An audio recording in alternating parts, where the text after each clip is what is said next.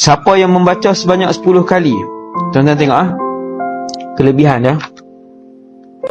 Saya kira setakat 13 hadis yang kita baca, dia ni yang paling banyak sekali. Kelebihan dia yang paling agung sekali, dia ni, zikir ini, iaitu sesiapa yang membaca 10 kali, 10 kali ni bermaksud 20 saat ataupun 30 saat.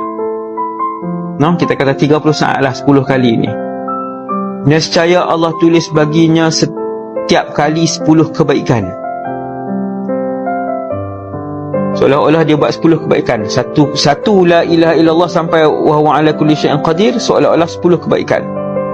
Kemudian Nabi sebut yang kedua, dihilangkan daripadanya 10 kejahatan, hak jahat-jahat yang dia buat, 10 kejahatan. 3, diangkatkan baginya 10 darjat, 10 tangga. Tuan-tuan tahu satu tangga banyak mana, satu darajah banyak mana? Kam tab'ud baina darajatin ila ukhra.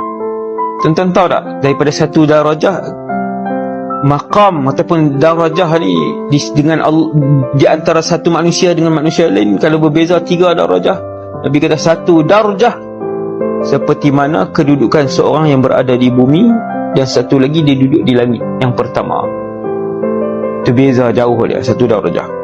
Yang menyebut zikir ini kalam Rasulullah, hadis ini sahih, diangkat 10 darjah. 3, 4, zikir itu menjadi benteng untuknya daripada setiap benda buruk. 5, zikir itu menjadi benteng daripada syaitan. 6, tidak akan halal bagi dosa untuk mendapatkannya, melainkan dosa menyekutukan sesuatu dengan Allah. Maksudnya tidak ada dosa yang memudaratkan dia. Yang ketujuh, kecuali syirik. Yang ketujuh, dia telah termasuk seafdal manusia pada hari itu dari sudut amalan, iaitu tak ada orang lain yang boleh melebihi pahala dia. Masya Allah, ini saya pun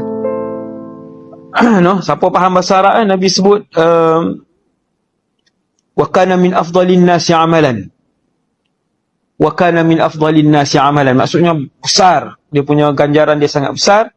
Tidak ada lelaki yang boleh memintasnya kecuali yaqulu afdala mimma qal, kecuali satu orang yang sebut lebih banyak daripada bilangan yang disebut